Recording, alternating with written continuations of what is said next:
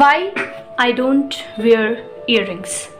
So this is the chapter, and this extract is taken from the book I Am Malala, and it is written by Malala Yousafzai. You know who is Malala Yousafzai? So Malala Yousafzai is a girl, is an activist who belongs to Pakistan. She is an activist for children's and women's rights to education and equality. And she spoke against the protester, against the military group of Taliban who didn't want the girls to get education. So Malala spoke against them. ठीक है, it means कि मलाला यूसुफजई जो थी वो बच्चों के लिए और लड़कियों के लिए, औरतों के लिए पढ़ाई और बराबरी के लिए आवाज़ उठाई।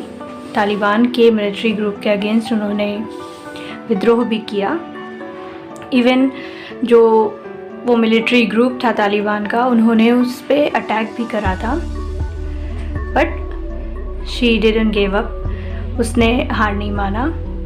She became an international symbol of education for girls, and for that reason she got Nobel Peace Prize in 2014. She is the youngest recipient अभी तक में इतने कम उम्र। So जब उन्हें नोबेल पीस प्राइज़ मिला था, she was only 17 years old. Okay, and one of her most inspirational quotes is, one child, one teacher, one book and one pen can change the world. So she is an inspiration for all the girls, for all the youngsters. Now we are going to read about this chapter, why I don't wear earrings. So this is an event which happened in Malala's life, and she wrote in her memoir, in her book I Am Malala, about what happened that she don't want to wear earrings. Let's start this chapter. So by the age of 7, I was used to being top of my class. I was the one who would help other peoples who had difficulties. तो शुरू से ही मलाला बहुत ही अच्छी रही हैं पढ़ाई में, और इवन वो अपने सारे दोस्तों को, स्टूडेंट्स को, प्यूपिल्स मीन्स स्टूडेंट्स, शिष्य, जो भी स्टूडेंट्स थे उनको अगर कोई भी परेशानी होती थी तो वो उन्हें भी हेल्प करती थी। एंड इवन उनके जो क्लास फेलोज़ थे, they would say Malala is a genius girl. So उसके बहुत स्किलफुल थी वो, उन्हें हर कुछ आता था, बहुत कुछ आता था। Even she was also known for participating in everything, हर चीज़ों में जो भी उनके स्कूल में होती थी एक्टिविटीज़, जैसे कोई भी तरह का टूर्नामेंट, बैडमिंटन का, क्रिकेट का, या कोई भी activity, cultural program, drama, art, singing, dancing, कुछ भी, इवन जो उन्हें नहीं आता था उसमें भी वो पार्टिसिपेट कर जाती थी। सो व्हेन नाउ, अब उन्हें ऐसा लगता था कि वही मतलब सब कुछ उन्हें आता है, उनके आगे कोई और है ही नहीं। और गर्ल ने मलकाए नूर, नई स्टूडेंट आई उनके क्लास में, जॉइंट आवर क्लास, और इस वजह से उन्होंने उसका ध्यान नहीं दिया इतना ज़्यादा कि वो कैसी होगी। And her name Malkae Noor means queen of lights. She said she wanted to be Pakistan's first female army chief. और मलकाए नूर जो थी, उनसे अगर कोई पूछता था कि आप क्या बनना चाहते हो, तो वो हमेशा कहती थी कि वो पाकिस्तान की पहली आर्मी चीफ बनना चाहती हैं, फीमेल आर्मी चीफ बनना चाहती हैं। मलकाए नूर की जो मम्मी थी, her mother was a teacher at different school, which was unusual as none of our mothers worked, क्योंकि उस टाइम पे वहाँ पे जो लेडीज़ और जो औरतें होती थी, उस टाइम पे पाकिस्तान में काम करना अलाउड इतना नहीं था। So it was not usual. To begin with, she didn't say much in class. वो क्लास में ज़्यादा नहीं बोला करती थी. But the competition was always between me and my best friend मोनिबा. Malala बताती हैं कि यहाँ जो उनकी बेस्ट फ्रेंड है मोनिबा, उनके और उनके बीच में ही हमेशा कंपटीशन हुआ रहता था. और मोनिबा who had beautiful writing presentation, और मोनिबा को मार्क्स जो भी मिलता था क्योंकि एग्जामिनर्स उन्हें पसंद करते थे, उनकी राइटिंग, उनकी प्रेजेंटेशन, जो भी उनकी कॉपी हुआ करती थी वो बहुत ही अच्छी दिखती थी, अच्छी हैंड राइटिंग में, तो उनको उससे मार्क्स मिलता था. But I knew I could bit her on content. लेकिन मलाला बताती हैं कि मुझे पता रहता था कि मैं उसको हरा सकती हूँ अपने कंटेंट पे. कंटेंट का मतलब होता है सब्जेक्ट से रिलेटेड जो भी चीज़ें पूछी जाती हैं उसके बेसिस पे जो मैं लिखा जाता है. So when we did the end of your exams, Malkae Noor came first. जब हमारा एग्ज़ाम ख़त्म हुआ लास्ट में हमें पता चलता है कि मलकाए नूर जो है वो फर्स्ट आ गई. And I was shocked. मैं बहुत ही ज़्यादा शॉक्ड हुई. At home I cried and had to be comforted by my mother. और घर पे जब आई मैं बहुत रोई और बाद में जाके मेरी माँ ने मुझे समझाया, बहलाया, फुसलाया, चुप कराया. Around that time we moved away from where we had been living on the same streets as Moniba to an area where I didn't have any friends. तो पहले जहाँ हम लोग रहते थे उसी जगह वहीं आसपास मोनिबा भी रहा करती थी, लेकिन अब हम लोगों ने जगह चेंज कर दिया. अब मैं नई जगह पे आ गई और वहाँ पे मेरा कोई दोस्त नहीं था. On our new road there was a girl called Safina. नए रोड पे जब हम लोग नए घर पे आए तो वहाँ पे एक लड़की थी Safina, who was younger than me, जो मुझसे छोटी थी. And we started to play together. हम लोग साथ में मिलजुल के खेलना शुरू कर दिए. And she was a pampered girl who had lots of dolls and shoe box full of jewellery.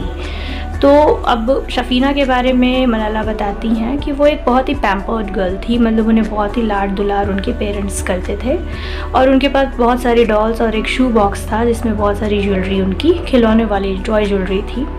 But she kept eyeing the pink plastic pretend mobile phone my father had bought me, which was one of the few toys I had.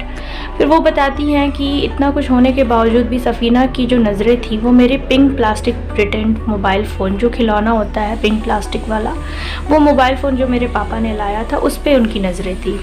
और मेरे पास बहुत ही कम खिलौने थे जिसमें से एक ये मेरा बेस्ट टॉय था. My father was always talking on his mobile, so I love to copy him. और मेरे पापा को मैं देखकर कॉपी करा करती थी, उनको देख करके, ऐसा कि जैसे कि मैं खुद फ़ोन पर प्रिटेंड करती थी जैसे कि मैं फ़ोन पे बात कर रही हूँ. One day it disappeared. लेकिन अचानक से एक दिन मैंने देखा कि वो मिल ही नहीं रहा, वो गायब हो गया. A few days later I saw Safina playing with a phone exactly the same as mine. फिर कुछ दिन बाद मैंने देखा कि सफ़ीना उसी तरह के फ़ोन से खेल रही है. Where did you get that? I asked. फिर मैंने पूछा कि तुम्हें ये कहाँ से मिला? I bought it in the bazaar, she said. उसने कहा कि मुझे ये बाज़ार से मिला. Then now I realized she could have been telling the truth. हो सकता है कि वो सच बोल रही हो, but back then I thought, फिर भी मेरे दिमाग में ये बात आया कि she is doing this to me. अगर वो इस तरह से मेरे साथ अगर कर रही है, I will do the same to her. तो भी मैं उसके साथ भी वही करूँगी जो वो मेरे साथ कर रही है. I used to go to her house to study, so whenever I was there, I would pocket her things, mostly toy jewelry like earrings and necklaces. फिर मैं क्या कि मेरे दिमाग में आया कि जब भी मैं उसके घर जाया करती थी खेलने के लिए, पढ़ने के लिए, तो मैं ज़्यादातर चीज़ों को अपने पॉकेट में रख लेती थी, मतलब चुरा लेती थी. पॉकेट हर थिंग्स मतलब मैं चुरा लेती थी. और ज़्यादातर मैं टॉय ज्वेलरी जैसे ईयरिंग्स और नेकलेसेस में उसका ले लेती थी. इट वॉज ईजी, बहुत ही आसान था क्योंकि हम आराम से घर पे रहते थे और ज़्यादा टाइम बिताते थे, तो ये मेरे लिए आसान था. At first stealing gave me a thrill. शुरू में तो स्टीलिंग, चोरी करने से मुझे ऐसा लगता था कि कुछ गलत है, मैं थोड़ा सा एंक्शियस हुआ करती थी. But that did not last long. लेकिन ज़्यादा दिन तक ये मतलब नहीं चला. बाद में ये एक कंपल्सन बन गया. Soon it became a compulsion. ऐसा कि जब मेरी जो आदत सी हो गई हो, जो अब ज़रूरी सा हो गया हो. बट ये आदत बहुत ही गलत था. I didn't know how to stop. मुझे समझ नहीं आ रहा था कि इसको कैसे बंद किया जाए. One afternoon I came home from school. तो एक बार मैं क्या हुआ कि मैं स्कूल से घर आई and rushed into the kitchen as usual for a snack. मुझे बहुत तेज़ भूख लगी थी तो मैं कुछ हल्का फुल्का खाने के लिए मैं किचन में गई. हेलो भाभी, आई कॉल्ड. तो वहाँ पे जो भोजन, जो खाना बनाने वाली थी, उनसे मैंने बोला आई एम स्टार्विंग. स्टार्विंग मतलब बहुत ज़ोर से भूख लगना, ठीक है. There was silence. किसी ने कुछ नहीं बोला. My mother was sitting on the floor pounding spices, brightly coloured turmeric and cumin, filling the air with the aroma. तो मेरी मम्मी जो थी वो चुपचाप से बैठ कर के मसाले कूट रही थी, पीले पीले हल्दी, जीरा, ये, और उसकी खुशबू पूरे हवा में फैल रही थी। अरोमा का मतलब होता है खुशबू। Over and over she pounded, मतलब वो बस कूटे जा रही थी। Her eyes would not meet mine. What had I done? I was very sad and went to my room. उनकी नज़रें मुझसे मिल ही नहीं रही थी। मैंने क्या किया है? मैं बहुत ही दुखी हुई और अपने रूम में चली गई। When I opened my cupboard, I saw that all the things I had taken were gone. फिर जब मैं गई अपने अलमीरा खोली तो मैंने देखा कि मैंने जो भी चीज़ें लिया था वो सारी की सारी कहीं चली गई थी। I had been caught. मैं पकड़ी गई थी। My cousin Reena came into my room. मेरी जो एक कज़िन थी रीना, वो मेरे रूम में आई and she said they knew you were stealing. उन्होंने कहा कि उन्हें पता चल गया है कि तुम चोरी कर रही थी। They were waiting for you to come clean but you just kept on. और वो इंतज़ार कर रहे थे कि तुम आओ और अपनी सफाई दो। कम क्लीन का मतलब तुम आकर अपनी सफाई दो, लेकिन तुमने कुछ नहीं किया और तुम आ गई यहाँ। I felt a terrible sinking feeling in my stomach. ऐसा लग रहा था बहुत ज़्यादा डर की वजह से मैं बिल्कुल अंदर ही अंदर कहीं डूबे जा रही हूँ। I walked back to my mother with my head bowed. मैं अपनी सर झुकाए अपनी मम्मी के पास लौटी। What you did was wrong, Malala, she said. मेरी माँ ने कहा कि जो तुमने किया वो गलत था। Are you trying to bring shame on us that we can't afford to buy such things? क्या तुम हमें शर्मिंदा करना चाहती हो कि हम तुम्हारे लिए ये चीज़ें खरीद नहीं सकते, हम असक्षम हैं? It's not true. I lied. I didn't take them. मैंने झूठ बोला कि ये सच नहीं है, मैंने नहीं लिया इसे। सही बात है, मलाला तो झूठ बोल रही थी, उन्होंने तो लिया था। But she knew I had. लेकिन मेरी माँ को पता था कि हाँ मैंने लिया है। शफीना started it. I protested. तो मैंने विद्रोह किया कि सफ़ीना ने शुरू किया है ये। She took the pink phone that Abba bought me. तो फिर उसने भी बताया कि उसने मेरा पहला पिंक फ़ोन जो मेरा था, जो अब्बा ने लाया था, वो उसने लिया था। My mother was unmoved. लेकिन मेरी मम्मी पे कोई असर नहीं पड़ा। शफीना is younger than you and you should have taught her better. तो मेरी मम्मी ने कहा कि सफ़ीना तुमसे छोटी है, तुम्हें उसे समझाना चाहिए था। You should have set an example. तुम्हें उसे समझा के उसे कुछ सिखाना चाहिए था। I started crying and apologized over and over again. मैं रोने लगी, मैं उनसे माफ़ी मांगती रही। Don't tell अब्बा, I begged. फिर मैंने उनसे रिक्वेस्ट किया कि आप प्लीज़ पापा को मत बताना। I couldn't bear for him to be disappointed in me. मैं नहीं चाहती, मैं बिल्कुल नहीं ये देख पाऊँगी कि मेरे पिताजी या मेरे अब्बा जो हैं वो मुझसे नाखुश हैं। It's horrible to feel unworthy in the eyes of your parents. यानी अपने माता पिता की नज़रों में गिर जाना बहुत ही ख़राब लगता है। It was not the first time. When I was little, I went to the bazaar with my mother and spotted a pile of almonds on a cart. लेकिन ये पहली बार नहीं था जो मैंने कुछ चुराया था या चोरी की थी।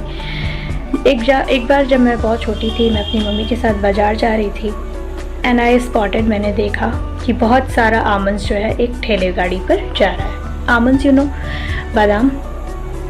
दे लुक सो टेस्टी, और देखने में वो बहुत टेस्टी लग रहे थे that I couldn't resist grabbing a handful, कि मैं अपने आप को रोक नहीं पाई और मैंने एक मुट्ठी वहाँ से ले लिया। My mother told me off and apologise to the cart owner, लेकिन मेरी मम्मी ने मुझे मना भी किया और कार्ट ओनर से अपोलोजाइज भी किया, माफ़ी भी मांगी। ही वॉज फ्यूरियस, लेकिन वो बहुत गुस्से में था एंड वुड नॉट बी पैल्केटेड, वो इतनी आसानी से किसी की बातों में नहीं आ सकता था। We still had little money and my mother check her purse to see what she had, लेकिन हमारे पास बहुत कम पैसे थे और मेरी मम्मी ने पर्स में देखा भी कि उसके पास कुछ है कि नहीं। Can you sell them to me for 10 rupees, तो मेरी मम्मी ने उनसे पूछा कि क्या तुम इसे 10 रुपये में बेच सकते हो मुझे, तो उसने कहा नहीं, आमंड्स आर वेरी कॉस्टली, तो उन्होंने बताया कि नहीं, 10 रुपये में नहीं, आमंड्स बहुत ही महंगे होते हैं। माई mother was very upset and told my father, मेरी मम्मी बहुत ही उदास हुई और मेरे पिताजी को बता दिया कि मुझे आमंड्स चाहिए थे। He immediately went and bought the whole lot from the man and put them in a glass dish.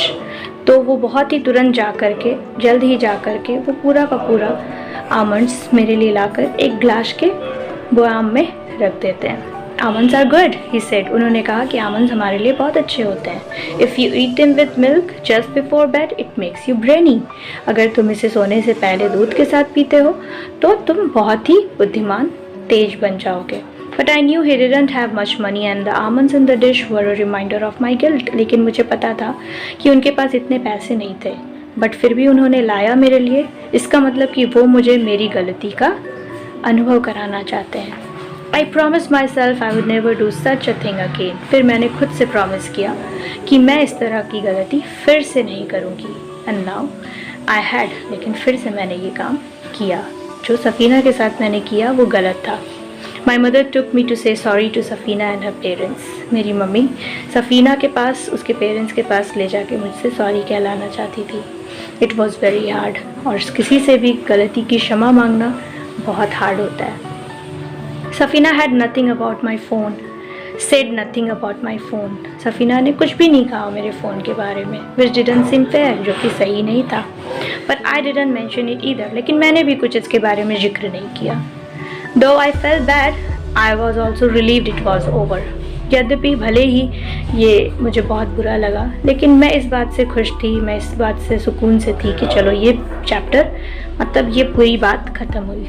Since that day I had never lied or stolen. और उस दिन के बाद से न मैंने कभी झूठ बोला, न मैंने कोई चोरी की. Neither a single lie nor a single penny. ना ही मैंने एक झूठ बोला और ना ही मैंने एक पैसी चुराई.